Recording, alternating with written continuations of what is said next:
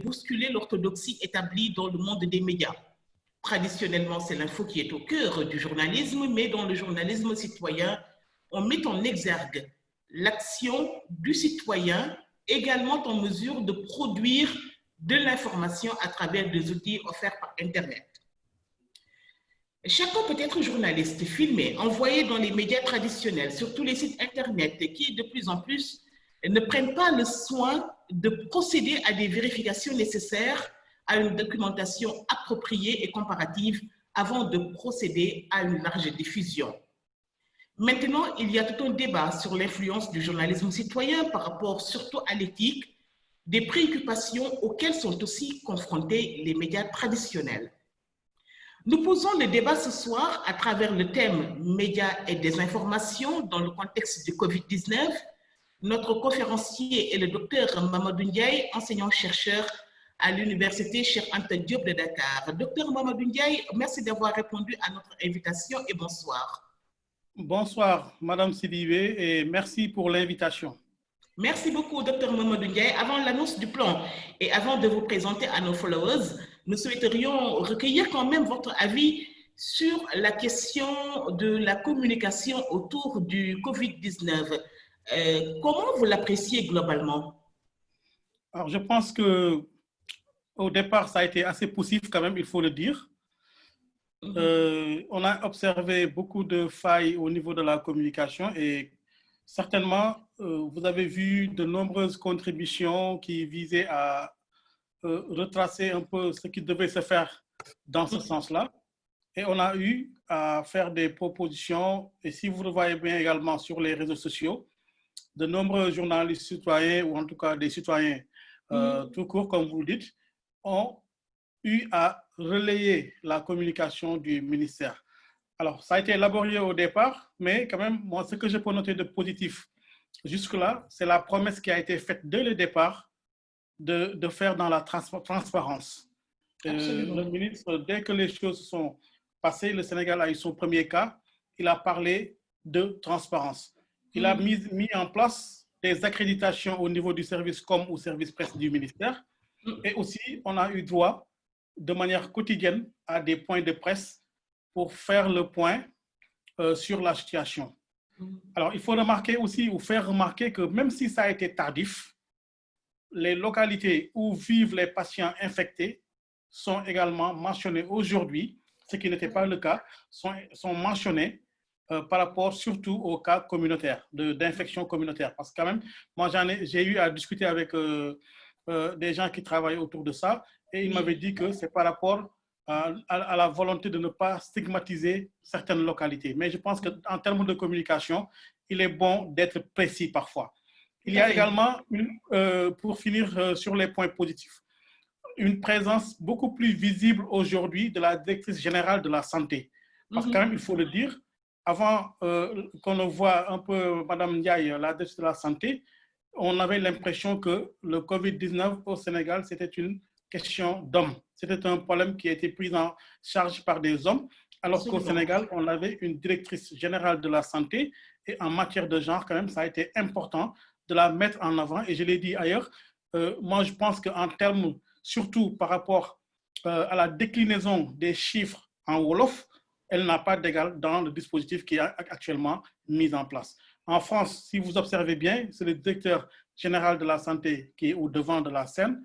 Au Sénégal, on a plus les collaborateurs du ministre ou le ministre lui-même. Et je pense qu'à ce niveau-là, ça a été une très bonne chose. Ce qu'il faut regretter du point de vue, donc, ce qui est négatif par rapport à cette communication gouvernementale, c'est la confusion flagrante qui est faite entre communication et information. Absolument. Parce que dès le départ, si vous voyez bien même la rencontre qui avait eu lieu entre le ministre et les éditeurs de presse, on sentait que peut-être pour eux, la communication est une affaire de médias traditionnels, alors qu'il fallait aller plus loin que ça. Tout à fait. Si vous voyez bien aujourd'hui, pourquoi ça a du mal à accrocher, c'est parce qu'il n'y a pas véritablement une très bonne communication pour le changement de comportement. On n'a pas, je pense à mon niveau, qu'on n'a pas suffisamment insisté sur les relais au plan local. Et je Absolument. pense que si ces dispositifs-là sont revisités, sont mis en place, on peut Mhm. aller vers une communication plus efficace.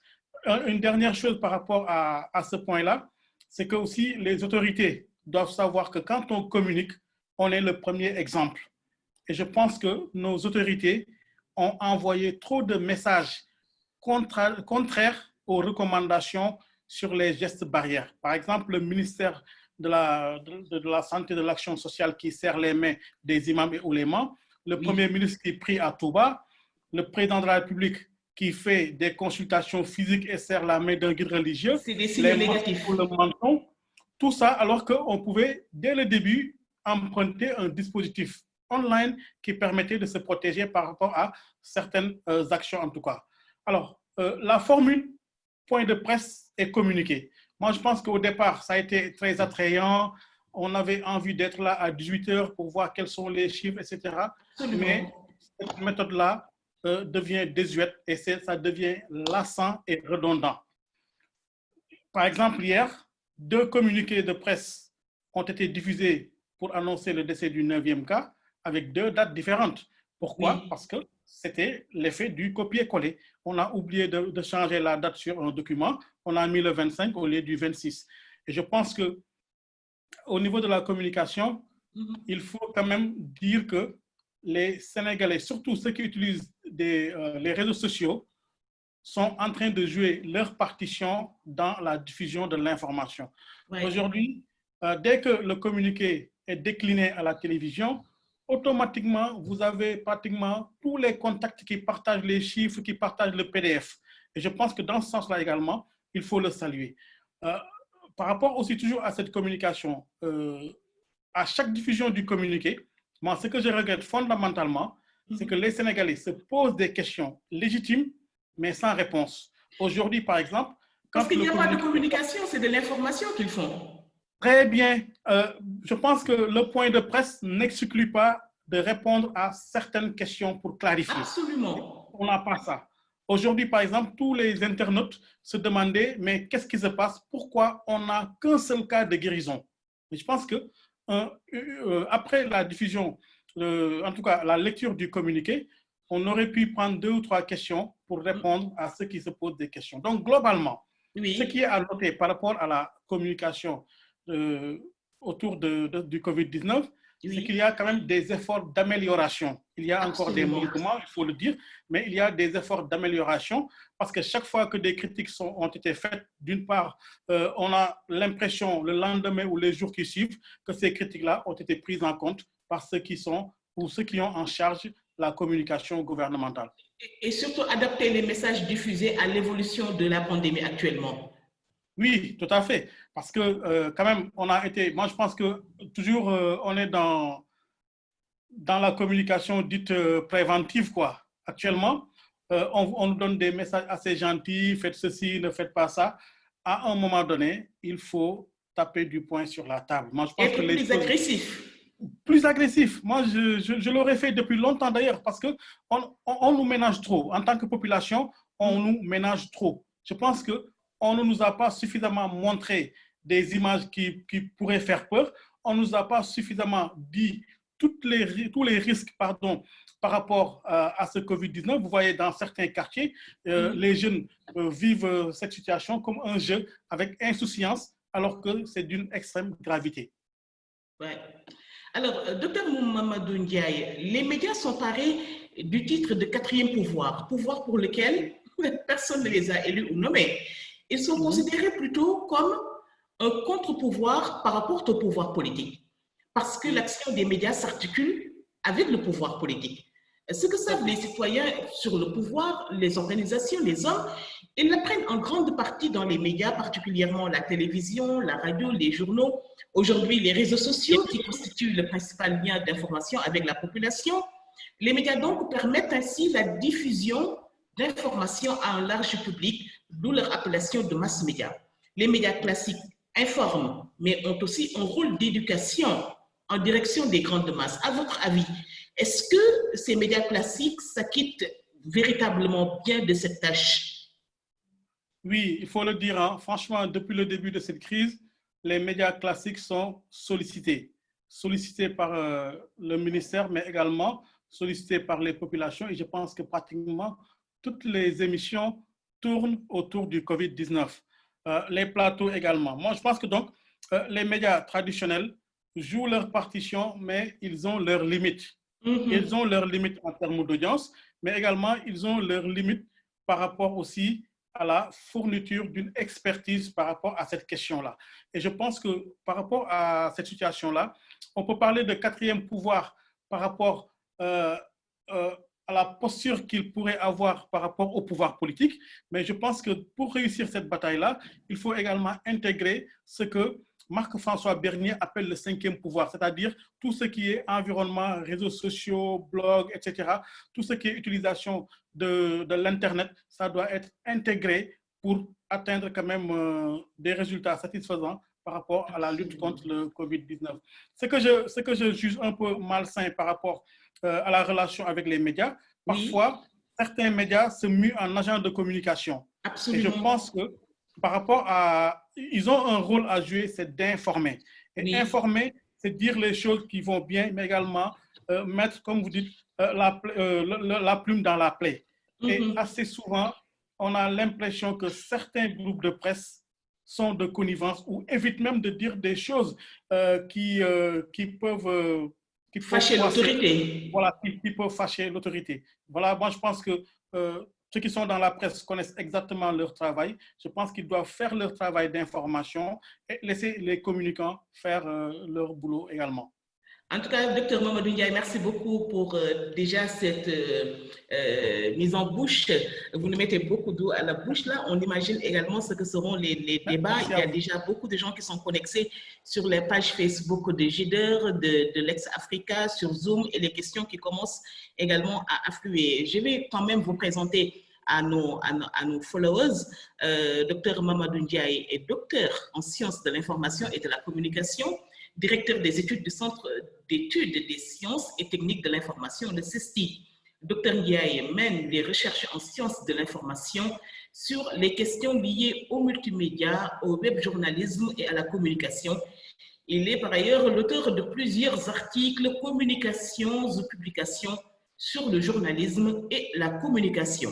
Votre conférence ce soir, Dr Ndiaye, comportera 3 parties. Une première partie qui sera consacrée aux sources et aux supports de la désinformation, les différentes formes de désinformation, les plateformes favorites. En 3e point, il s'agit d'Internet et des réseaux sociaux.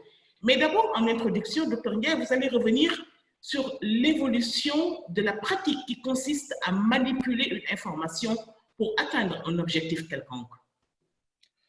Oui, quand on parle aujourd'hui de désinformation, il faut savoir que l'origine, en tout cas moi par rapport aux recherches que je fais toujours, je vois qu'on ne doit pas élaguer le fait de l'utilisation de ce qu'on appelle la propagande. La propagande. Alors, dans ma présentation, je reviendrai sur plusieurs aspects, mais je vous propose de partir de cette notion-là, la propagande. Et aussi, je parlerai des fake news un peu et un Fox aujourd'hui pour le monde français, ce qui sont 2 processus de désinformation. Par contre, la propagande a ceci de particulier, c'est une technique de communication qui consiste à propager à grande échelle des informations vraies ou fausses, mais toujours partielles.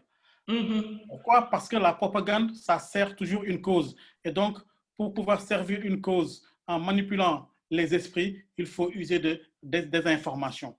Et on utilise assez souvent dans cette technique de communication les médias de masse. Les médias de masse parce qu'ils sont des vecteurs importants pour toucher des cibles, des audiences importantes.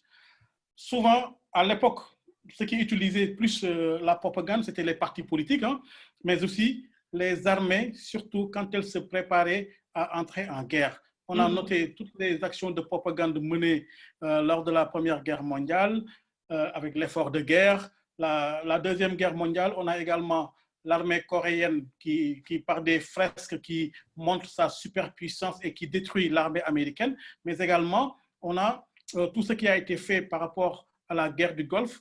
au cours de laquelle on nous présentait l'armée irakienne comme étant l'une des plus puissantes au monde. Et tout ça, par rapport à la réalité, ça n'a pas duré beaucoup de temps. Donc, je pense que cette notion-là, elle est très importante parce que la propagande, la désinformation, d'une certaine façon, se concentre sur la manipulation des émotions. En général, on joue sur nos émotions, mais également, quand on joue sur nos émotions, c'est pour nous éviter d'utiliser nos facultés de raisonnement, mais également de jugement. Et à partir de là, on va évoquer la religion, on va évoquer le patriotisme, on va évoquer la camaraderie. Tous ces aspects-là, c'est pour annihiler notre faculté de jugement, notre faculté de raisonnement. Et je pense que dans ce domaine-là, c'est très important d'avoir ce point de départ-là.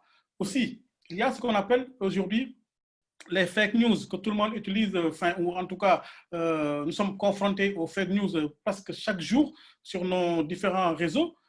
Les Français l'appellent Infox, fausse nouvelle au Canada. Ce sont des informations, cette fois-ci, mais qui sont délibérément fausses, mais qui sont diffusées dans le but de manipuler et de tromper un public cible. Dans ce contexte de COVID-19, on a à profusion des informations qui sont diffusées sciemment pour atteindre un objectif connu par son auteur, de toute façon. Et là, je pense que c'est à ce niveau-là qu'il faut envisager le début de cette réflexion-là. C'est une réflexion qui va s'articuler sur la désinformation en tant que support pour atteindre un objectif avoué ou inavoué. Voilà, donc en termes d'introduction, les quelques mots que je voulais partager avec vous. Le sujet est bien campé et nous allons très rapidement commencer la première partie. Qu'est-ce que vous pouvez nous dire, Dr Mamadou Ndiaye, au sujet des sources et des supports de la désinformation? Oui, on a quand même des sources qui fait globalement la désinformation. Quels sont les auteurs globalement? La désinformation peut partir d'une institution. Et assez souvent, quand on le dit, les gens se rebiffent institution. Oui, ce ne sont pas seulement les utilisateurs des réseaux sociaux qui font dans la désinformation parfois. Une institution, pour sauvegarder des intérêts, peut faire dans la désinformation. On peut l'observer également émanant d'un groupe d'individus. Un groupe d'individus, ça peut être un parti politique, ça peut être une association, ça peut être un daïra, ça peut être une association de quartier on peut faire dans la désinformation également pour atteindre des objectifs. Un groupe de presse peut faire dans la désinformation. Vous connaissez un groupe de presse connu qui globalement partage tout ce que dit le président américain. Je pense, pour ne pas le nommer, c'est Fox News. C'est un groupe de presse reconnu, mais qui n'hésite pas à diffuser de manière systématique toutes les informations, souvent fausses même, diffusées par un homme politique américain. Un homme politique également peut être à la base de la désinformation pour atteindre aussi des objectifs ou pour tromper une audience. Un gouvernement, quoique difficile, un gouvernement, pour sauvegarder des intérêts ou un intérêt quelconque, peut être amené à faire dans la désinformation. Donc, vous voyez à travers ce petit listing, qui n'est pas exhaustif, bien sûr, mais ce sont les catégories les plus importantes, la source de la désinformation peut être plurielle et il faut bien savoir, comme le disait le professeur de philosophie Mahmoud Diagne, quand quelqu'un parle, il faut vous poser un certain nombre de questions. Qui parle? Pourquoi il parle, d'où est-ce qu'il parle et qu'est-ce qu'il veut nous faire comprendre à travers ce qu'il dit. Et si nous arrivons à nous poser toutes ces questions-là, nous arrivons à situer plus ou moins l'argumentaire de tel ou tel groupe cible par rapport à une information donnée. Voilà donc pour les sources. Pour les supports, j'avais commencé un peu à parler des médias traditionnels. Les médias traditionnels en termes de diffusion d'informations sont incontournables. Aujourd'hui, on a beau dire que l'Internet, et je le comprends et je l'accepte, l'Internet se développe de manière fulgurante, mais en termes d'information, aujourd'hui, les médias traditionnels ont également leur rôle à jouer dans la mesure où, pour la plupart du temps, ce sont ces médias traditionnels-là qui alimentent les réseaux sociaux et aussi autres supports de communication. On a les blogs qui fleurissent aussi. Depuis 1997, on a une floraison aussi assez importante de blogs, d'espaces d'expression que les gens utilisent. On peut l'utiliser pour informer, pour partager avec sa communauté, mais on peut l'utiliser aussi pour façonner les esprits. Et c'est en cela que c'est important de l'envisager. Les sites web d'information, mais également et surtout les réseaux sociaux. Les réseaux sociaux ont la possibilité de rendre virale une information très rapidement. Tout à fait. C'est la raison pour laquelle, si on veut faire dans la désinformation, il est assez intéressant d'utiliser cette plateforme-là, ces plateformes. Docteur Mamadou Ndiaye, est-ce qu'on peut toujours lier désinformation et propagande, quelle que soit par ailleurs la source qui émet? Est-ce qu'on peut lier, pardon? Tout le temps, désinformation à propagande. À une propagande? Oui.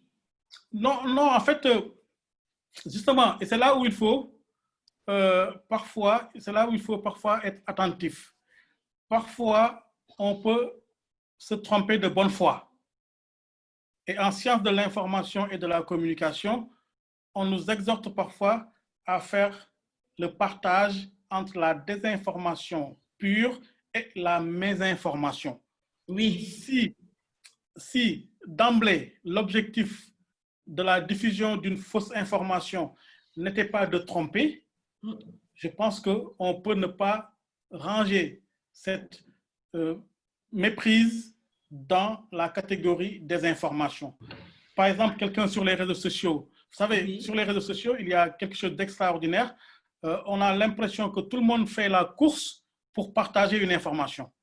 Vous voyez une information qui est partagée ou qui est publiée, on ne cherche pas à recouper ou à voir si c'est vrai ou pas. Non. On clique sur partager automatiquement et donc, si, in fine, l'information a été vérifiée et qu'elle revient fausse, on est coupable de désinformation, de malinformation ou de ce que vous voulez. Mais dans ce cas-là aussi, on a une part de responsabilité. Mais cette personne qui est trompée de bonne foi, je pense qu'elle n'était pas dans la désinformation. Donc, toute désinformation n'est pas forcément dans la propagande, mais il faut le dire, nous avons beaucoup de pratiques dans ce sens-là qui servent une cause propagandiste.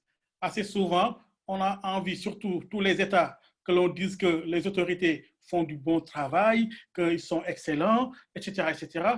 Au niveau même des universités, tout ça, bon, vous savez, le Covid-19 nous a quand même mis une claque à tous. Hein. On ne s'était pas préparé. On ne s'était pas préparé et vous voyez, dans les ministères, au niveau de l'université, tout le monde parle de possibilité de mettre en place un enseignement à distance. Alors que dans le fond, on n'était pas préparé à ça. Nos étudiants n'étaient pas préparés à ça. Nos enseignants n'étaient pas préparés à ça. Et maintenant, bon, pour faire, entre guillemets, joli, pour faire dans l'air du temps, on se dit qu'on peut mettre en place ces dispositifs-là. Vous le voyez aussi au niveau de la communication gouvernementale. Moi, en 2004 d'ailleurs, en 2004 déjà, je savais qu'il existait un système de visioconférence au niveau de la présidence de la République qui reliait la présidence de la République et le building administratif, en 2004 déjà. Mais ces derniers jours, qu'est-ce qu'on nous présente comme une invention extraordinaire? Le Conseil des ministres se fait en visioconférence. Alors qu'en 2004 déjà, dans le cadre du projet d'intranet gouvernemental, l'ARTP, l'ADIE, qui était à l'époque dirigée par Mohamed Tidjane Seck, avait déjà mis en place une plateforme pour relier les ministères qui étaient au niveau du building administratif et le palais de la République. Alors, donc, il n'y a pas de nouveauté. Toutes ces informations-là rentrent dans le cadre d'une volonté de propagande pour montrer qu'on a réussi, on a fait des choses extraordinaires alors que nous sommes dans le domaine du normal. En tout cas, pour beaucoup, le Covid-19 offre également, c'est une pandémie, mais il offre également beaucoup d'opportunités, l'occasion de changer beaucoup de choses et certainement notre façon de travailler sera également abordée. Il faudra vraiment certainement privilégier ces aspects-là qui nous permettent vraiment de travailler sans pour autant être tout le temps ensemble, arriver en retard dans les réunions, etc., etc. Moi qui vous parle, je suis chez moi, vous êtes chez vous, le technicien est à Saint-Louis, Fanta pour les questions est à Abidjan, et puis vous voyez, c'est les nouvelles technologies. Mais nous voudrions avoir un peu plus d'informations, des éclaircissements par rapport à des informations et mésinformations. C'est quoi la différence? Bon, la différence, c'est que si vous prenez, si vous prenez deux extrêmes, oui. Disons, la désinformation constitue, disons, l'extrême droite, la mésinformation constitue l'extrême gauche. Et en réalité, c'est qu'en termes d'information, vous savez, l'information, normalement, une information, elle est vraie. Une information, si elle suit son processus normal, elle est vraie. Donc, ça a été vérifié, ça a été travaillé, ça a été diffusé. Maintenant, au-delà même d'une information, on peut prendre une information et essayer de véhiculer une sorte de désinformation autour d'une information. Mais ça, c'est par rapport à l'intention ou aux intentions de celui qui fait la manœuvre. Je vous donne un exemple. Il y a quelques jours, un quotidien de la place a titré tout bas l'axe du mal.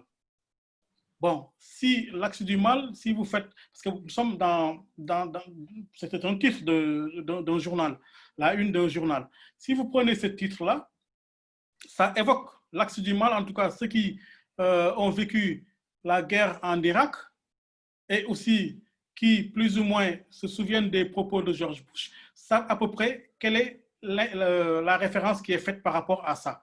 C'est le lieu où il faut véritablement combattre le virus. Mais certains, sur les réseaux sociaux, l'ont pris comme étant une volonté d'attaquer une ville sainte. Oui. Donc, c'est à ce niveau-là qu'intervient la désinformation. Parce que quand vous faites dire à une information ce qu'elle ne dit pas, ou quand vous lui donnez une finalité qu'elle n'a pas, vous êtes dans la désinformation, vous êtes en train de manipuler les esprits, vous êtes en train de faire de sorte que les gens vous croient sur parole et puissent avoir également en retour un comportement quelconque. Donc, c'est à ce niveau-là qu'il faut aller dans ce sens-là. Voilà un peu le schéma que j'avais en tête qui peut nous permettre d'avoir cette différenciation. Maintenant, la mésinformation, comme vous pouvez le voir, c'est quand, à notre niveau, on a mis en place, ou on a partagé, ou on a donné une information par erreur.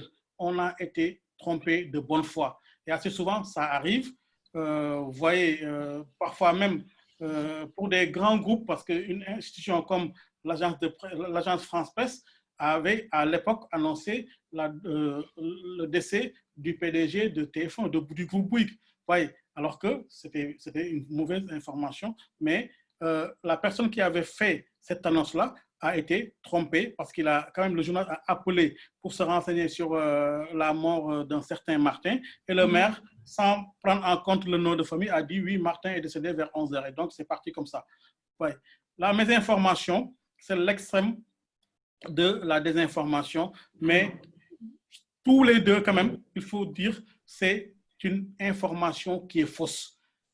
Même si vous êtes dans la mésinformation, vous bénéficiez quand même d'une certaine tolérance, mais vous avez été en faute parce que vous avez diffusé, vous avez partagé une information qui n'est pas vraie. Sans la vérifier et faire les recoupements nécessaires, le b.a.-ba vraiment du journalisme.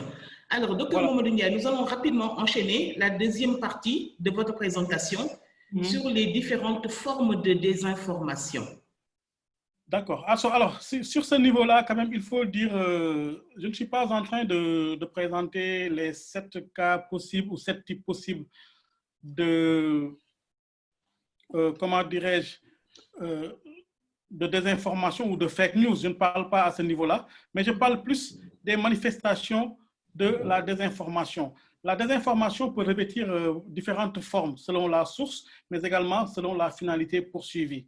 En fait, mon objectif dans cette partie-là est de soumettre à votre réflexion quelques exemples qui pourront faire l'objet de discussions au niveau de cette présentation-là. Oui. En fait, je vais parler essentiellement de trois groupes. Le premier groupe, c'est État et gouvernement. Le deuxième groupe, c'est individus et groupes d'individus. Et également les médecins et les laboratoires.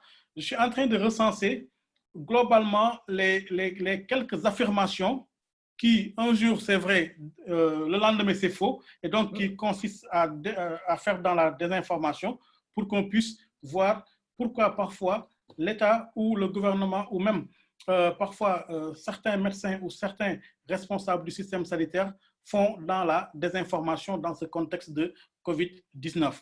Alors, pour le premier, État et gouvernement, on nous disait au début, globalement, quand l'État, à quoi ça recoupe en fait, en quelque sorte, quand l'État donne des instructions ou base des décisions sur des informations qui ne sont pas avérées dans le but de cacher les défaillances ou la faiblesse des moyens, nous sommes dans la désinformation. Et dans beaucoup de pays, malheureusement, ça a été le cas. Les États, sur le plan sanitaire, ont été débordés. Et vous voyez, au début, qu'est-ce qu'on nous disait? On en a discuté dans toute la communication même, on nous disait ça, ne portez pas le masque, ne portez le masque que quand vous êtes malade. C'est ce qu'on disait au début. Tout à fait. Parce que, apparemment, il n'y en avait pas suffisamment. Et quand ils se sont rendus compte que peut-être qu'on pourrait arriver à trouver une solution par rapport à cette situation-là, le discours a changé. Et c'est ça un peu la dynamique de la vérité qui n'est pas immuable, c'est que la vérité, on l'utilise, ou une assertion, on l'utilise pour servir une cause. Demain, elle peut être fausse ou elle peut être contestée. Moi, c'est ça qui me pousse à vous proposer cette réflexion-là. On dit également que le test massif n'est pas efficace pour les porteurs asymptomatiques. Le responsable de la cellule d'urgence l'a dit aujourd'hui également concernant le Sénégal. En France ou ailleurs, on le dit depuis un moment, le test massif, beaucoup de personnes disent que le test massif, c'est la solution, mais les États n'ont pas les moyens de nous donner ces tests-là, donc ils nous disent que ce n'est pas efficace. Voyez. Il y a quelques jours, et d'ailleurs, c'est la raison pour laquelle beaucoup d'écoles ont été fermées rapidement. On nous disait que les enfants sont de grands propagateurs du virus. Voilà. Et tout le monde l'avait intégré. On nous disait même qu'il ne fallait pas qu'ils rendent visite aux grands-parents. À des personnes âgées. Voilà, aux personnes âgées. Et aujourd'hui, pour pouvoir ouvrir les écoles assez tôt, qu'est-ce qu'on nous dit? Les enfants, finalement, même s'ils ont le virus, ils ne peuvent pas propager rapidement le virus. Donc, ce sont des choses quand même compliquées à comprendre. Le confinement, on nous dit qu'il est impossible à faire. Mais bon, ceux qui peuvent quand même anticiper une réflexion savent que le confinement pose des problèmes économiques assez importants. L'économie est en chute libre, mais également, si vous confinez des gens dans un contexte africain, vous devez leur donner à manger, ce que l'État peut-être n'a pas suffisamment, ou sinon, ça va être des émeutes qui peuvent coûter le pouvoir aux autorités en place. Donc, c'est un risque incommensurable. On nous dit également que le transfert de dépouilles constitue un risque de propagation du virus. Oui. Et là, les experts ne s'entendent pas. Mais beaucoup d'experts même disent que c'est faux. Il n'y a aucune possibilité si les choses sont faites dans les normes. Et je pense que s'il y avait un petit risque au niveau même de certains pays, on n'autoriserait pas certaines personnes à partir avec leurs dépouilles. Parce que quand même, avant d'aller à l'aéroport ou au port, on passe par des centres urbains. Et je pense qu'ils ne prendraient pas le risque d'exposer d'abord leur population. Et l'élément le plus compliqué, et je pense que ça aussi, bon, je ne sais pas forcément ce qui se passe au Sénégal, mais surtout dans certains pays occidentaux, les bilans journaliers qui sont donnés ne sont pas conformes à la réalité. On l'a dit pour la Chine, mais je pense que pour la France, en tout cas, les gens semblent l'accepter parce qu'il y en a beaucoup qui décèdent à domicile ou qui décèdent pour d'autres causes, mais on peut se demander, est-ce que les bilans qui sont donnés chaque jour sont conformes à la réalité? On peut douter de ça parce qu'on n'a pas forcément tous les moyens pour faire remonter toutes les informations concernant au cas de décès. Et je pense que tout le monde n'est pas testé pour pouvoir savoir pour quelles raisons les personnes décédées l'ont été. Donc, sur ce point-là, voilà les quelques éléments que je partage avec vous. Maintenant, concernant les individus et les groupes d'individus, qu'est-ce que nous voyons souvent comme diffusion en termes de désinformation? Il y a, depuis le début de cette pandémie ou de cette épidémie au début, quand même, une théorie du complot qui a été développée. Une théorie du complot pour dire que c'est la Chine, pour dire que c'est, même jusqu'à présent, ça continue, n'est-ce pas, pour nous dire aussi que c'est tel ou tel pays qui souhaite amener plus ou moins cette maladie-là dans certains pays pour diminuer la population. Et on a entendu beaucoup de théories, beaucoup de cas, parfois à dormir debout. Et il y a eu des laboratoires qui ont été attaqués aussi, notamment le laboratoire, l'Institut Pasteur, qui a été attaqué par des gens d'abord en France, etc. etc. Et pour la plupart du temps, après quelques jours, des vérifications sont faites et l'information tombe comme un château de cartes. Ouais, donc, à ce niveau-là, il faut dire que ça a été très compliqué. Il y a eu, jusqu'à présent, vous avez entendu un son audio qui circule depuis quelques jours, la négation de l'existence de la maladie. Quelqu'un qui est même à l'hôpital se permet de dire que pour lui, il ne croit pas que cette maladie-là existe. Voyez, donc, je pense qu'en ce moment-là, ceux qui ont en charge la lutte contre le COVID-19 doivent se rendre compte de la difficulté du travail qu'ils ont encore à mener à ce niveau-là. Il y a aussi ceux qui font la promotion de remèdes basés sur des invocations de versets coraniques. Mais c'est ça. Sur le fait même de regarder un verset coranique, vous voyez, des potions à boire ou des prières à réciter. Et je pense que chacun peut avoir ses croyances, mais à un moment donné, quand on est dans le domaine de la santé, il est bon également d'être plus ou moins rationnel par rapport à certaines indications. Parce que un médicament, une potion à boire, si vous dépassez les doses prescrites, ça peut être compliqué pour certains organes quand même du corps humain. Ouais. Des gens qui sont aussi très volontaires, qui se proposent de soigner la maladie en quelques jours. Il y en a même un qui avait donné son adresse il y a quelques jours, mais bon, je n'ai pas suivi pour voir un peu de quoi ça retourne. Je pense qu'au niveau du ministère de la Santé, ils devaient peut-être voir ces services pour voir un peu de quoi ça retourne. Alors, il y a beaucoup d'informations diffusées il y a quelque temps aussi, qui faisait état de l'organisation de séances de vaccination en Afrique.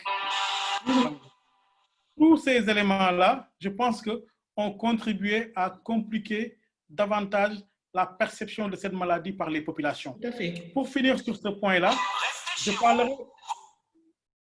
je parlerai des médecins et aussi les laboratoires. Alors, au début, on a entendu que tel ou tel protocole était efficace. Bon, et je pense que nous sommes dans cette situation-là, surtout avec Dr Raoult, qui nous proposait un protocole qui est utilisé par beaucoup de pays aujourd'hui, mais ses collègues disent qu'en termes de méthodologie, cette pratique-là, ça ne tient pas. Et lui-même, vous voyez, ça a tellement marché et lui, il s'est tellement utilisé les réseaux sociaux. Au mois de mars déjà, il crée un compte sur Twitter. Aujourd'hui, il est à plus de 400 ou 500 000 followers, quoi. 400 et quelques mille followers. Donc, c'est assez important. Il y a aussi d'autres personnes qui font la promotion d'un remède sous l'impulsion d'un pouvoir politique. C'est le cas de Madagascar. Vous voyez qu'on nous propose une potion, un remède sur la base quand même d'un produit connu, mais moi, ce qui me gêne dans cette pratique-là, c'est le fait que c'est le pouvoir politique quand même qui devient un sponsor par rapport à cette activité-là. On ne voit pas les médecins au devant de la scène, c'est plutôt le président qui se mue en VRP de luxe pour vendre ce produit-là, qui, selon quand même l'Académie de sciences de Madagascar, n'a pas toutes les vertus qu'on lui prête. Donc, c'est à repenser. Il y a aussi un autre point, une communication tout azimut sur des essais cliniques, alors que ce sont juste des hypothèses que le consommateur des médias va prendre pour une vérité absolue. Il y a quelques jours, on nous disait que cette maladie-là peut être terrible pour les fumeurs. Il y a quelques jours, une étude nous dit que la nicotine pouvait avoir des bienfaits par rapport à ça. C'est vrai. La contamination des enfants aussi, je l'ai évoqué tout à l'heure, je ne voudrais pas m'étendre davantage là-dessus.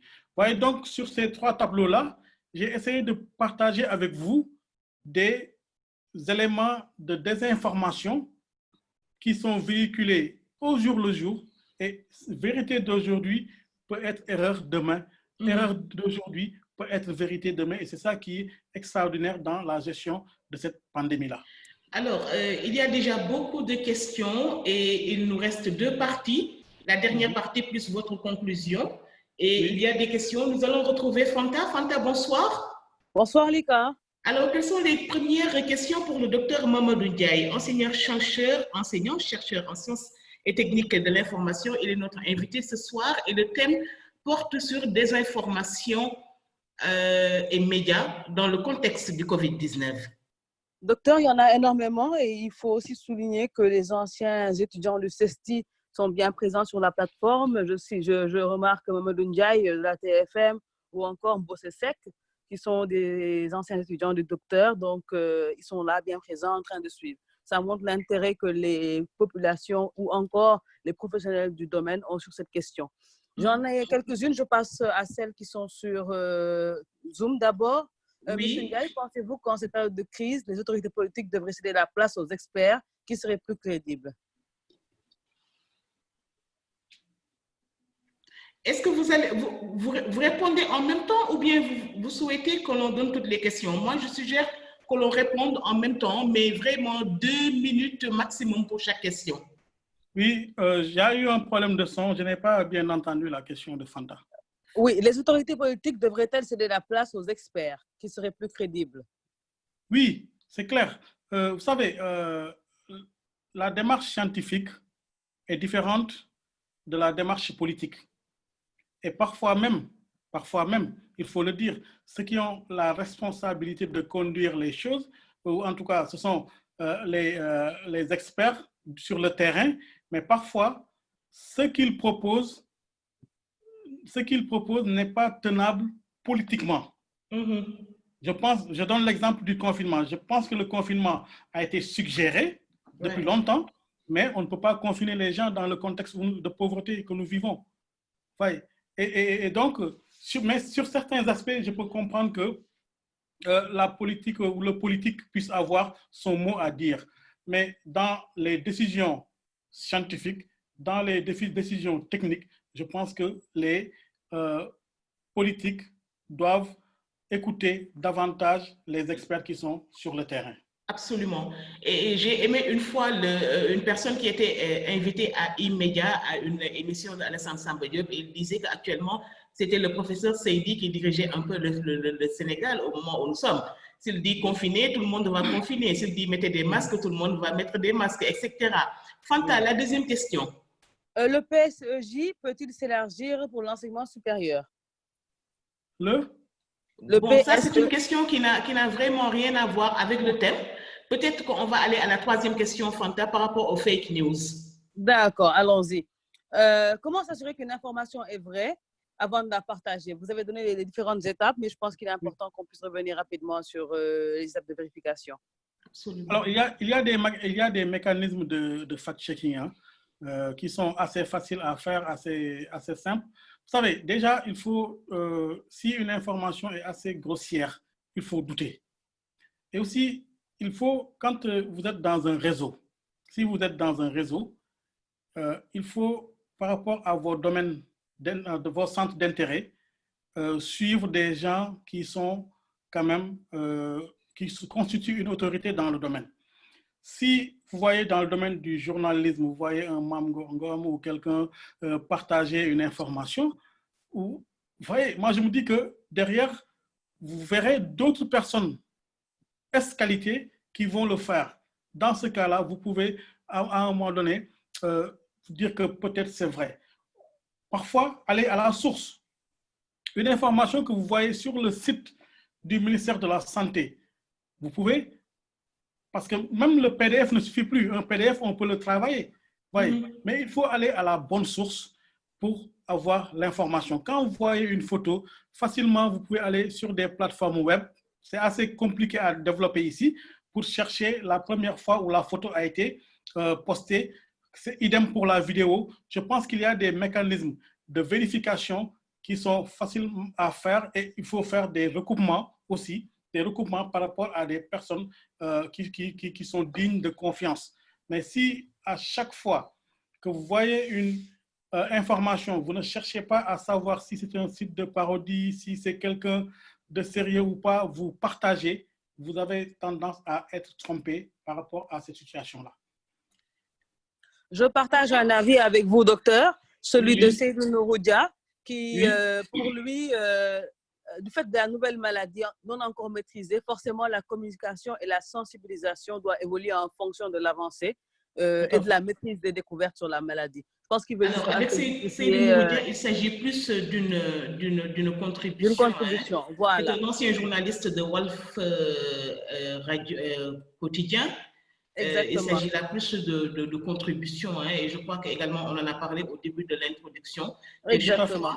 Je connais l'évolution de la maladie, il faut vraiment s'adapter. J'en profite pour lui passer le bonjour parce que quand il faut dire que cette contribution elle est pertinente et je la partage entièrement.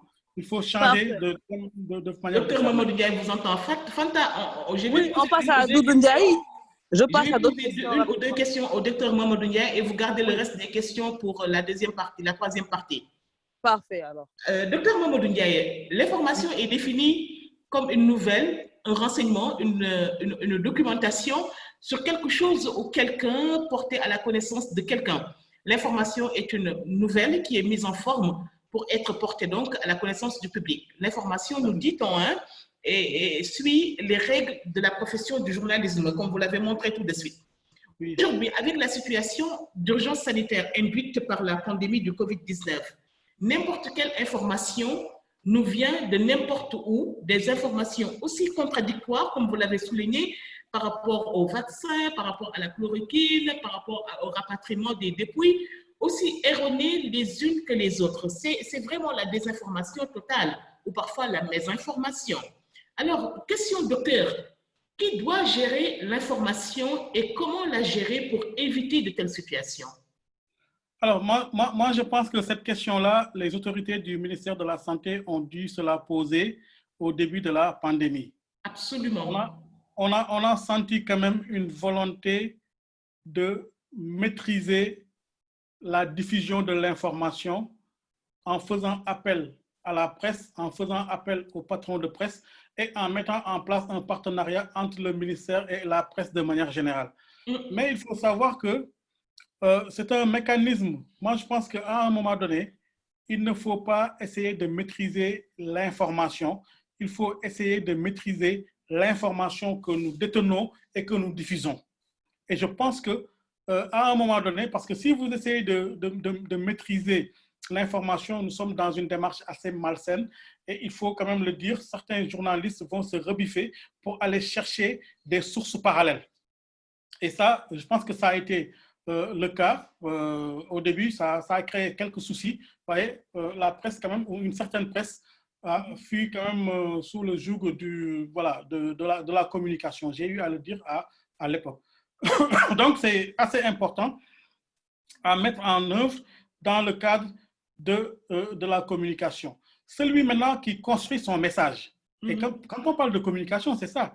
Je construis un message avec toute la panoplie qu'il faut, mais je la diffuse pour atteindre un objectif. Absolument. Et ce message-là, c'est à ce niveau-là que le message doit être clair, compréhensible, et les cibles et les supports clairement définis. Si on réussit ces différentes étapes-là, on maîtrise la diffusion de l'information. Parce qu'il faut le dire, en temps de crise, le manque d'information nuit à la vérité. Parce que les gens vont aller chercher d'autres informations qui parfois ne vont pas servir votre cause. C'est la raison pour laquelle je disais tantôt que le fait de ne pas vouloir répondre aux questions des journalistes peut donner quand même la possibilité de la création de rumeurs ou même de mensonges, disons-le clairement, sur cette situation de COVID-19. Mais docteur Mamadou Dia, pour confirmer ce que vous êtes en train de dire, nous l'avons constaté en Guinée, hein, le personnel des organisations humanitaires venu pour endiguer l'épidémie d'Ebola en 2014 ou 2015, je crois, était souvent la cible de rumeurs et d'attaques de populations hostiles à leur présence. 8 membres d'une équipe de prévention anti-Ebola composée de responsables humanitaires, administratifs, journalistes ont d'ailleurs perdu la vie lors de ces violences survenues dans un village du sud de la Guinée lors de l'épidémie d'Ebola. Docteur Mamadou Ndiaye, une dernière question avant d'entamer la troisième partie de votre présentation. Nous restons avec l'actualité de la pandémie à COVID-19 pour souligner que l'Organisation mondiale de la santé a parlé d'une épidémie a parlé d'une infodémie massive en relevant le foisonnement de rumeurs fondées ou infondées à propos du virus qui rendent difficile de trouver des sources fiables et les conseils avisés lorsqu'on en a besoin. La situation est grave, très grave. Nous ne le répéterons jamais assez et nul n'est à l'abri car il y a beaucoup de choses que l'on ignore jusqu'à présent sur ce virus. Selon vous, dans cette situation, à qui profite la désinformation? Alors, la désinformation profite aux malfrats, profite à certains laboratoires qui peut-être servent une cause qu'ils connaissent bien, ou bien à certains charlatans. Mais ce qu'il faut aussi savoir, parce que quand vous parlez d'infopandémie, d'infodémie, bon, comme pour utiliser ce néologisme-là, ça me rappelle un peu la notion d'infobésité qui a été développée en sciences de l'information il y a quelques années. Mais ça aussi, il faut le dire, on est envahi par des informations, par toute information concernant le COVID-19. Mais en réalité, on est en train de tourner en rond parce que la vérité est qu'on ne sait pas. On ne sait pas. Même certains médecins vous le diront, nous sommes en train de chercher, mais en réalité, on ne sait pas. Et c'est la raison pour laquelle, parfois, vous êtes... on nous rechasse les mêmes choses. Vous mettez votre télévision, vous regardez une chaîne, vous avez envie de changer, vous balancez, vous allez sur une autre chaîne, vous avez les mêmes informations. On vous parle... Moi, je pense que le problème n'est pas à ce niveau-là, parce qu'aujourd'hui, tous les messages clés qu'il faut comprendre concernant le COVID-19, les médias traditionnels, les réseaux sociaux les ont déjà donnés. Les gens ont ces messages-là. Maintenant, il faut agir sur d'autres leviers, notamment la médiation, parce qu'il y a les médias, mais ici, il y a des actions de médiation qui ne sont pas encore faites. Voyez. Moi, je suis un peu le déroulé d'un petit quartier de Rufisque, que je connais bien. Hier, une photo a été postée sur un groupe WhatsApp pour montrer que juste avant l'heure de la rupture, les gens étaient entassés pour acheter du pain.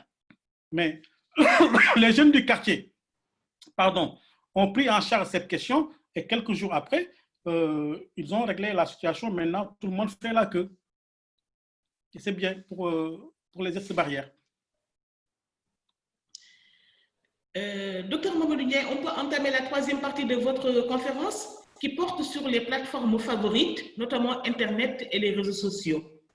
Oui, ok. Alors, sur cette partie-là, moi, ce que je voulais aborder, c'est par rapport à l'intérêt que présentent les réseaux sociaux comme plateforme de désinformation. C'est une plateforme majeure. Pourquoi? Parce que il y a quand même une certaine résonance que les réseaux sociaux peuvent donner à une information, mais aussi il y a la vitesse de circulation de l'information. L'information sur les réseaux sociaux circule très rapidement et ceux qui cherchent à mettre en œuvre une action de ce genre-là peuvent les utiliser très facilement. Nous vivons aussi ce qu'on appelle le bonheur privé. Le bonheur privé, il y a un détachement collectif. Chacun essaye de s'informer dans son coin, chacun essaye de développer un réseau dans son coin, et une fois que dans son réseau, on a une information, la première chose à faire, c'est de la partager. De fait, on peut même, si on est dans certains réseaux, recevoir une information plusieurs fois. L'autre intérêt aussi, ce sont les audiences.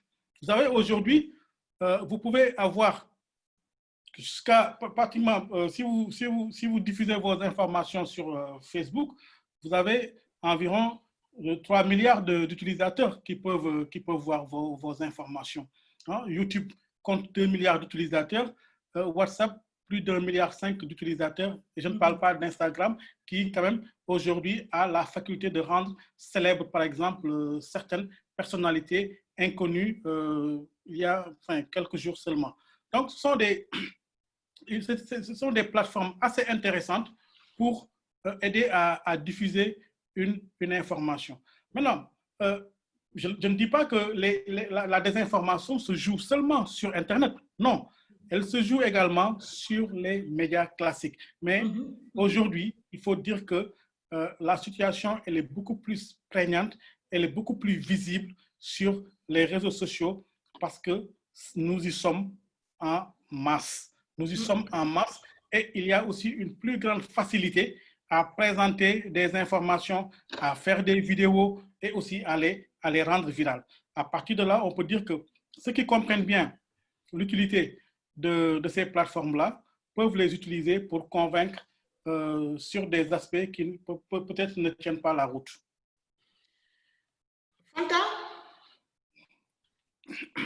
Fanta, des questions pour le docteur Mamadou Ndiaye? Oui, il y en a. Ouais. Déjà, une question de Maïmouna qui nous demande si la désinformation est punie par la loi.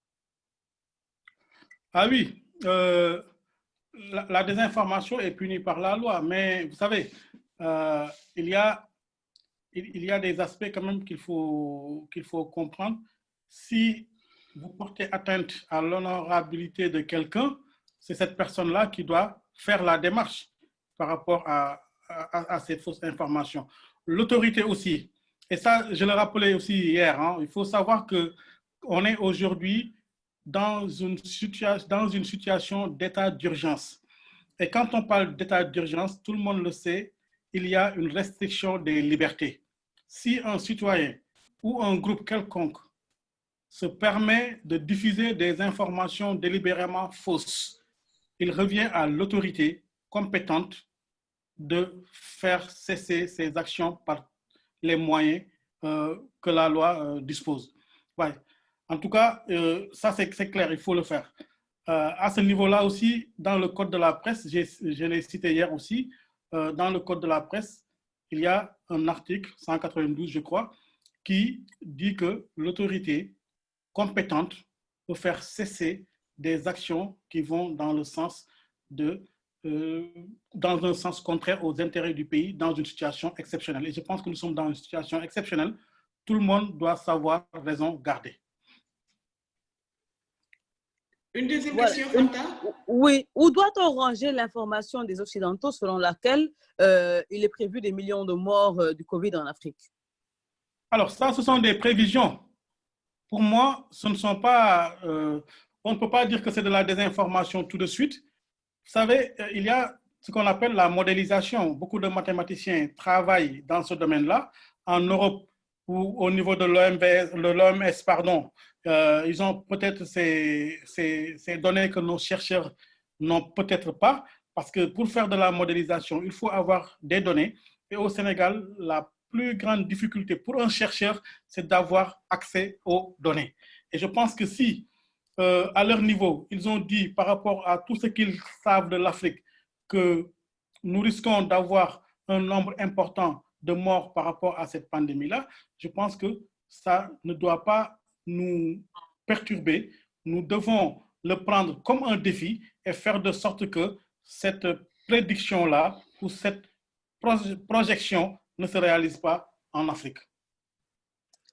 Quels doivent être les principes directeurs en matière de communication dans le cadre d'une pandémie?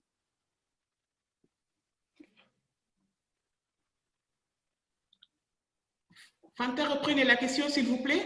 Quels doivent Oui. être les principes directeurs en matière de communication dans le cadre d'une pandémie? Alors, les principes directeurs, c'est quand même, on peut en avoir plusieurs. Par exemple, quand vous êtes en train de communiquer autour d'une pandémie, d'une catastrophe, parce que, il faut le dire, nous sommes dans une communication en situation de crise. Il faut dire que la communication ne règle pas tout. La communication peut intervenir jusqu'à 70-80%, mais il faut utiliser d'autres mécanismes. Les principes directeurs, c'est d'abord avoir un message clair, mais aussi identifier clairement les cibles, identifier clairement les actions à mener, mais également identifier des relais par rapport aux résistances.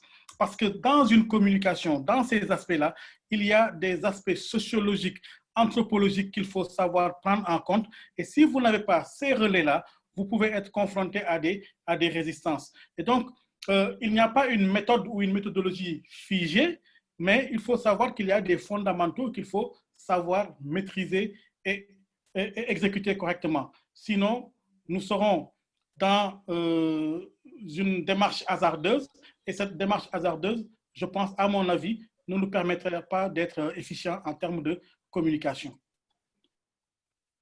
Alors, ici, Fanta, c'est plus également une contribution. C'est quelqu'un qui dit merci à M. Ndiaye pour la pertinence de ses propos. Excellent live. Mohamed, je peux lire, s'il vous plaît, les commentaires. L'écran là m'empêche de lire les commentaires. Voilà, merci Mohamed. Il dit que c'est un excellent live, très riche en enseignements. Il est vrai que nous gagnerions beaucoup plus à plus faire la différence entre information, désinformation et mésinformation et communication, ce qui se résumerait au digital media literacy. Et il dit merci. Docteur Mamadou Ndiaye, en parlant des plateformes favorites comme Internet et les réseaux sociaux, la désinformation n'est pas nouvelle, mais a explosé avec l'avènement du net. Les hommes d'affaires et les politiciens remplacent parfois même les journalistes à la tête des empires médiatiques. Elle doit certainement présenter de nombreux enjeux. Alors, question, docteur, avec l'avènement de l'Internet et la diversité des médias, quel doit être le circuit de l'information pour qu'elle soit fiable, notamment son fonctionnement, ses contraintes et sa complexité? C'est-à-dire sur quelles valeurs explicites ou implicites doivent aujourd'hui se référer ou se fonder les médias pour accomplir leur mission? Alors, je pense qu'aujourd'hui, ce sont les médias traditionnels qui doivent s'adapter à la réalité concernant les réseaux sociaux. Vous savez, nous sommes tous dans la tradition multi-écran. À la maison, on met la télévision, mais on est aussi, on a entre les mains notre smartphone ou notre tablette en train de lire, en train de faire voilà, d'autres actions. C'est la tradition multi-écran. Les groupes de presse doivent s'adapter. Je le dis depuis quelques années, on ne peut pas aujourd'hui continuer à faire le partage entre médias traditionnels et médias sociaux. Voyez, aujourd'hui, les grands groupes sont présents plus même sur les réseaux sociaux que sur les autres plateformes. Ils développent même des programmes propres pour ces plateformes-là et développent une communauté qui est propre. Je pense que au Sénégal, nous devons aller dans ce sens en vraiment, il y a cette légitimité-là par rapport aux médias traditionnels dans la fabrication de l'information, c'est vrai. Ils ont cette légitimité-là, mais ils ne peuvent pas s'empêcher de contacter ou de se côtoyer avec d'autres supports. Je pense qu'il faut le faire. C'est assez complexe peut-être à leur niveau, mais aujourd'hui, tous les grands groupes devraient avoir des applications sur Internet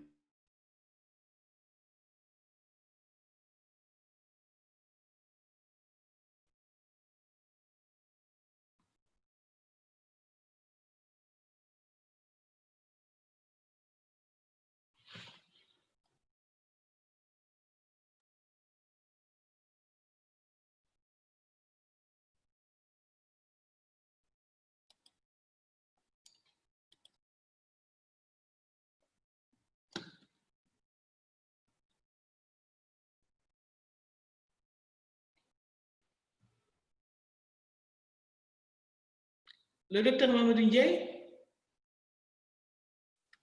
Le docteur Mamadou Ndiaye a certainement des problèmes de connexion. Il va essayer de se reconnecter. De toutes les façons, il ne reste plus que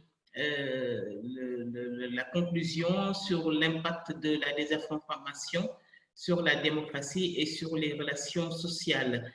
Alors, pour notre sondage par rapport au démarrage du webinaire, nous avions demandé quand est-ce que vous souhaiteriez que le webinaire démarre à présent à cause du Ramadan. Est-ce qu'on maintient la date, l'heure de 21h ou bien vous souhaiteriez que cela se passe un peu plus tôt en matinée, entre 10h, 11h ou bien en début d'après-midi, 14h, 15h, 16h? Il y a un sondage qui est lancé. Nous avions eu des réponses la semaine dernière, mais le groupe qui est derrière pour l'organisation de ce webinaire estime qu'il faut un second tour. Donc, le vote se poursuit. Hein. Nous allons donc lancer encore, avec la complicité de Mohamed Niass, de l'autre côté de la technique, le sondage pour avoir votre avis par rapport à l'heure de démarrage de ce webinaire. Docteur Mamadou Ndiaye, est-ce que vous êtes avec nous? Docteur Ndiaye? Apparemment, des problèmes pour joindre le docteur Mamadou Ndiaye, qui a des problèmes de connexion.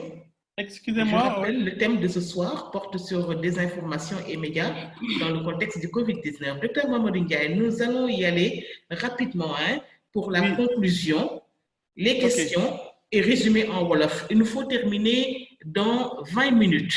Donc, pour la conclusion de votre séminaire, de votre conférence, qui est vraiment très riche en enseignements, la conclusion sur l'impact de la désinformation sur la démocratie et sur nos relations sociales. Alors, il faut constater d'emblée que la vérité aujourd'hui, la vérité dans toutes les démocraties, dans toutes les grandes démocraties, dans tous nos pays, la vérité est attaquée de toutes parts. Parce qu'il y a des gens ou des lobbies qui ont des intérêts inavoués et qui ne veulent pas que les citoyens que nous sommes puissent avoir la liberté de penser, puissent développer leur propre schéma par rapport à leur existence. Ça, il faut le dire. Parfois, ce sont des puissants qui sont derrière et qui développent ces stratégies-là. Donc, dans les grandes démocraties, comme dans les pays en conflit, surtout parce qu'il n'y a plus de système étatique fort, la vérité est attaquée de toutes parts. Cette situation, donc, elle est favorisée par la crise de confiance que traversent ces pays, mais aussi, il faut le dire, la radicalisation toxique et les querelles partisanes constitutifs du climat politique. Voyez. Donc, ce sont des éléments assez importants qu'il faut souligner. Et aussi, il y a ce qu'on appelle le sentiment de sensationnalisme des médias. Oui. Les réseaux sociaux qui sont débridés. On a les réseaux sociaux qui voient le jour.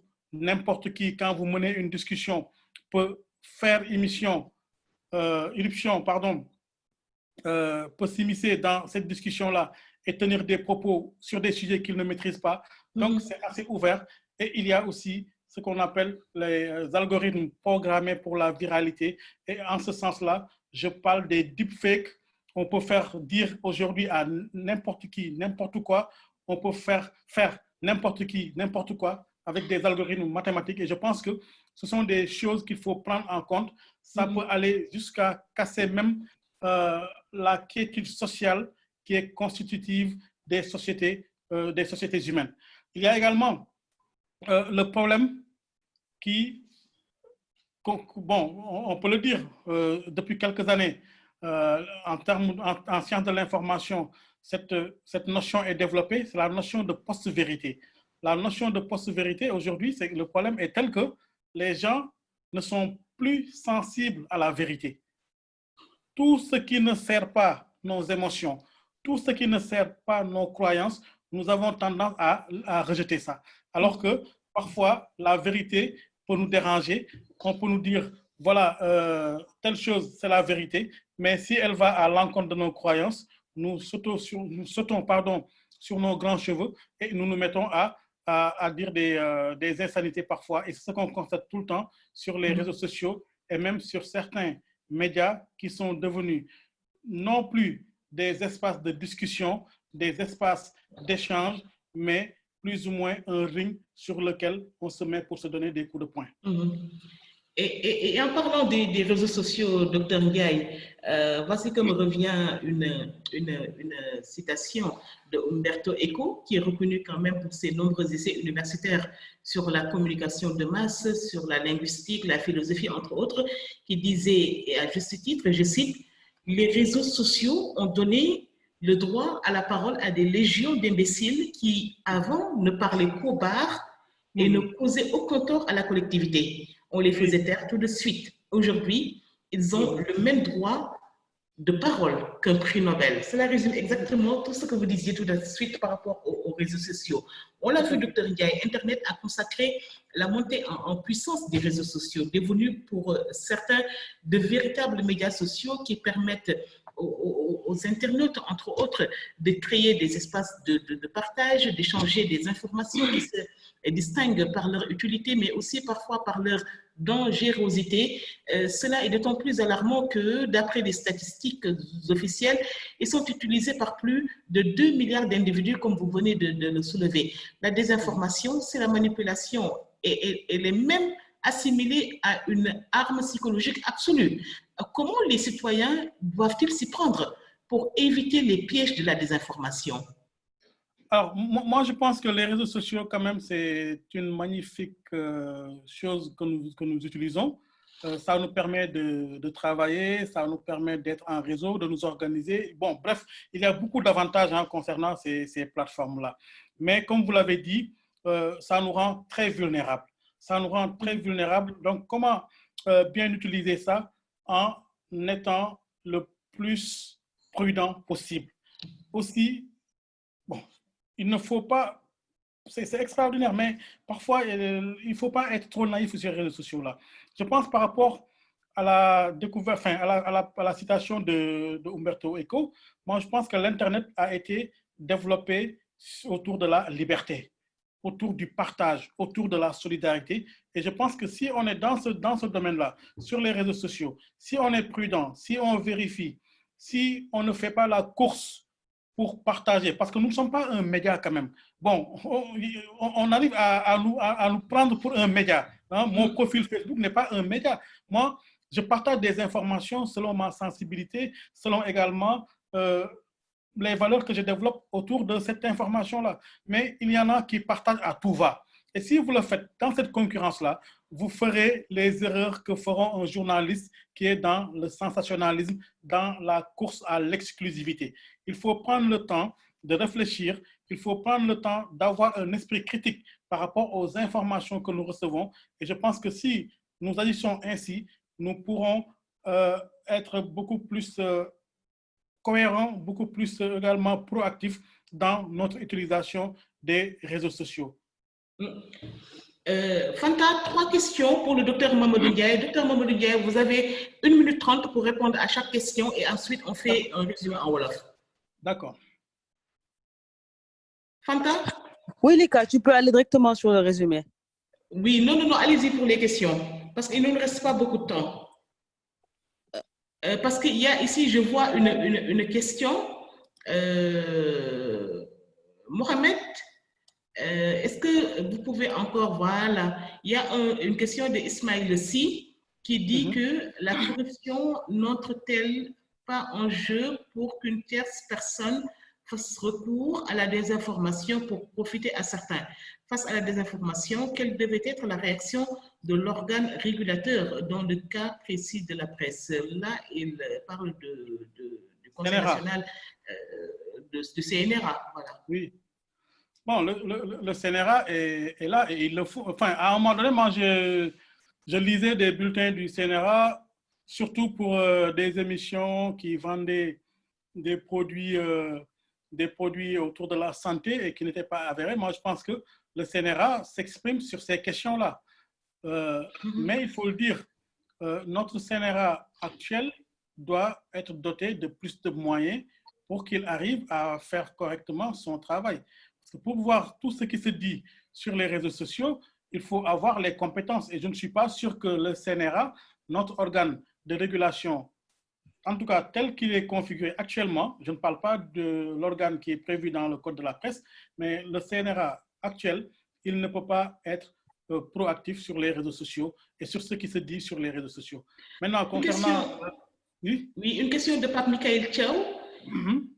Pensez-vous, Dr Mamadou Ndiaye, que le Sénégal exécute un plan de communication bien défini dans le cadre de la lutte contre le Covid-19? Également, la sensibilisation n'étant pas à négliger dans une telle crise, que pensez-vous de la prolifération des vidéos et flyers réalisés par toutes sortes d'associations au nom de la sensibilisation? Alors, je ne suis pas en mesure de dire que le Sénégal, est-ce que si le Sénégal développe un plan de gestion de crise par rapport autour du Covid-19, mais je sais que ce que je peux dire, parce que quelqu'un parlait tout à l'heure des principes directeurs. Quand on est dans une entreprise, quand on est dans un ministère ou dans un secteur quelconque, quand tout va bien, il faut développer un plan de gestion de crise par rapport à des sources possibles de crise que vous avez identifiées dans votre organisation. Je suppose que ceux qui sont au ministère de la Santé, ce n'est pas la première fois. On a eu Ebola. Je pense qu'au Sénégal, ils ont eu un plan de gestion, un plan de communication pour gérer une crise, une épidémie ou une pandémie. Je suppose qu'ils l'ont. Maintenant, c'est une chose d'avoir un plan stratégique, c'est autre chose que de savoir l'exécuter correctement. Voilà. Eliman Khan, il dit: la mentalité de certains de nos compatriotes constitue un grand défi dans la lutte contre le Covid-19. Question: quelle stratégie de communication faudrait-il mettre en place pour faire adopter des comportements favorables à l'acceptation du virus et aux mesures barrières? Et deuxième question: quelle stratégie de communication sociale faudrait-il mettre en place pour faire adopter des comportements favorables à l'acceptation du virus et aux mesures barrières? Alors, c'est vrai que c'est une question, c'est tout un programme, ce que M. Eliman Khan, que je salue au passage, pose comme question à ce niveau-là. Mais il faut dire que le problème, c'est qu'à mon niveau, je ne sais pas si ça se fait déjà. Mais bon, même si ça se fait, ce n'est pas encore efficace. Le message, il est là. Il faut le dupliquer. Il faut avoir des relais auprès des communautés. Il faut savoir utiliser le réseau des radios communautaires pour que les gens puissent être informés dans leur langue nationale. Que les gens puissent être invités pour parler de la situation. Parce que quand même, dans la communication aussi, on doit montrer des images. Au Sénégal, on ne voit pas d'images par rapport à cette situation. En France, on voit des gens qui sont en réanimation. On le voit aux États-Unis. Mais sur cette question-là, je pense qu'en termes de communication sociale, on doit utiliser des messages accessibles aux populations dans les langues qu'elles connaissent, mais également essayer de faire parler des personnes qui sont dans les communautés et qui peuvent apporter l'information. Parce que si ils voient des gens en costume cravate ou depuis Dakar, parfois à la télé, il y en a qui n'ont même pas la télé et qui donnent des messages. Et souvent, nous sommes dans la statistique, parce que ils sont en train de donner des chiffres quotidiennement. Ce n'est pas tout à fait la communication. Il faut leur montrer des images. Il faut faire en communication, il y a ce qu'on appelle l'effet miroir. Les gens, il faut les mettre face à leur image en leur disant que voilà, vous avez cette maladie-là, vous pouvez, par exemple, vous en sortir en tant que jeune. Vous êtes insouciant, vous ne respectez pas les gestes barrières. Vous avez la maladie, vous pouvez l'attraper, vous pouvez guérir, mais vous pouvez contaminer votre grand-mère, vous pouvez contaminer votre vieux papa, etc. etc. Donc, pour eux, ça va être difficile de s'en sortir. Je pense que ce sont ces genres de messages-là qui vont faire tilt et qui vont créer l'électrochoc recherché pour le changement de comportement. Parce que ce n'est pas seulement la difficulté dans la gestion de cette pandémie-là, je le disais tantôt, ce n'est pas seulement une communication de crise classique, c'est une communication de crise qui doit absolument être associée à une communication pour le changement de comportement en utilisant les relais et tous les supports connus qui ne sont pas seulement des supports médiatiques. Absolument. Et je crois que votre réponse prend déjà en compte la préoccupation de Chérif Blondin Ndiaye qui demande, face à l'évolution de la pandémie, quel type de communication devrait-on développer pour amener les populations au changement de comportement? Vous avez déjà répondu à cette question. Docteur Mamadou Ndiaye, je vais annoncer quand même à nos followers que jeudi prochain à 21h, nous aurons comme invité le docteur Khalil Niang. Il est sociologue et le thème de jeudi prochain va porter sur quelles leçons tirer de l'expérience de la Chine dans la gestion du Covid-19. Ce sera un thème très intéressant. Nous allons vous envoyer l'invitation pour que vous puissiez vous connecter et suivre ce séminaire donc, de jeudi prochain. Maintenant, M. Ndiaye, il y a déjà de l'autre côté Fante Diallo et Rokhaya Dièye qui me mettent la pression. Il nous reste 5 minutes. Rapidement, on va faire un grand résumé de tout ce que vous venez de dire en Wolof. Alors, jërëjëf Lika maa ngi leen di gërëm di leen sant ci invitation bi xam nga dañoo nekk ci jamono joo xamante ne xarala yu bees yi tax na ba xibaar fu nekk lay jógee da ngay xëy suba ñu envoyé la vidéo wala ñu envoyé la son di la ci wax yoo xamante ne lu ci bëri yow sa bopp mënoo ko firndeel mënoo ko vérifier ba xam ndax dëgg la am déet loolu ñi koy def ñu ci bëri am na luñ ci jublu ci ginnaaw mooy yàq suñu xel fexe ba ni ñu waroon a taxawee duñ ko mën a taxawee pour rek ñoom ci seen côté atteindre la ñuy tuddee seen objectif def li nga xamante ne moom la ñu bëgg ñun ñu def ko ci mbirum pandémie bi nga xamante ne Sénégal mooy ñuy oowee mbas mi nga xam ne moom la ñuy dund jamono yi dañ ciy dégg lu ne mais li ñu war a xam rek mooy ñun en tant que askan wi dañu war a xam ni lu am la bu ñu jàpp rek li ñuy wax ci internet bi man ci ay yoon yu bari nekk naa di waxtaan ñoo xam ne sax sama famille lañ di leen gëmloo ni mbir mi dëgg la surtout au début ah mais boo demee ba nga xam ne yow dëkk bi nga dëkk nee nañ la juróom-ñeenti doomu aadama génn nañ ci àdduna nga gis ay doomu aadama yoo xam ne ñu ngi tëdd ñu ngi leen di jël di leen yóbbu nguur gi xaalis bi mu ciy dugal yëpp war nga jàpp ni lii ñu lay wax dëgg la te boo ko bàyyiwul sa musiba mu ngi ci wala sa musiba yi nga xamante ne yéen a dëkk yéen a bokk kër am na ci donc yaakaar naa ne ñun ñëpp en tant que citoyen ku nekk dafa war a def li nga xamante ne moom la ko yoon may moom la ko aussi nguur gi dénk pour mu mën a wéyal li muy wéyal correctement côté nguur gi aussi dañu war a jàpp ni même bu ñu nekkee ci état d'urgence askan wi dañoo am ay yelleef dañoo am aussi ay droit boobu mooy information ci la bokk information bu ñu ko waxee mooy information de qualité bu ñu jàpp ni dañoo nekk ci situation exceptionnelle rek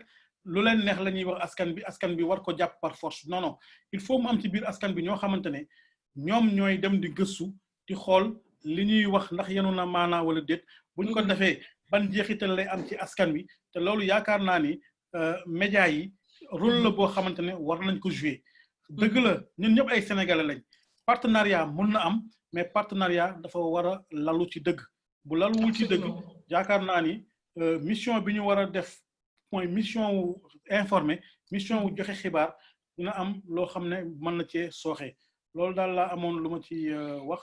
Et puis à l'endroit également des journalistes, avoir un peu en tête de temps en temps quand ils font leurs émissions ou bien ils rendent compte d'une actualité, du contenu vraiment de la charte de Munich de 1971 qui a déjà vraiment défini les règles à suivre pour exercer correctement ce métier, mais c'est une charte également qu'il faut, vous en conviendrez avec moi, mettre à jour parce que 1971, avec tout ce qu'il y a eu comme nouveauté, journalisme citoyen, réseaux sociaux, etc. Je crois qu'il faut vraiment penser à l'élaboration d'une nouvelle charte. Docteur Mamadou Ndiaye, je vous remercie. Tout le groupe de Lex-Africa et JDR vous remercie pour votre présentation. La conférence était très riche. Nous avons appris énormément de choses. Il y a encore des questions qui sont en train d'appuyer. Nous les partageons sur les pages Facebook de JDR et de Lex-Africa et sur Twitter également. Donc, vous pourriez directement répondre aux questions de nos followers. Et puis, rappelez également que jeudi prochain, à 21h, nous allons recevoir le docteur Khalil Niang, sociologue, qui nous parlera du thème « Quelles leçons tirer de l'expérience de la Chine dans la gestion du Covid-19 ». Merci à Fante Diallo pour les questions pour ce webinaire, Rokhaya Dieye pour l'organisation, à la technique Abraham Mohamed Mahadi pour le digital et Djibi pour tout ce qui est infographie. Merci à vous tous, mesdames et messieurs, de nous avoir écoutés. Excellente soirée à tous. Merci. Merci, docteur. Merci beaucoup. C'était très riche. Merci beaucoup. À la prochaine. À la prochaine. Merci, docteur. À jeudi. À jeudi, oui. Merci. Il s'appelle Ibrahima Khalil Niang. Ibrahima Khalil Niang, oui. Il est sociologue. Il va nous parler de la Chine. Oui. Tout à fait. Merci. Wani ay génn toog ci biir kër yi ni ko Chine defee woon waaye bu leen ñu fonto lu jóg ngeen jàppe koy fo dàkkanteeg police yi tali bu lu ndayu lor wax nañ ba sonn nga lor sa bopp lor ñu toog leen seen kër yi waaye dimbali leen ñu léegi ñoo ngi nii kaa yi gën a bëri fii bu nekk leen bi yokk xawma lii lan la nii nañ wàññi génn bi di raxas loxo yi nuyoo salaamaaleykum rek doy na ci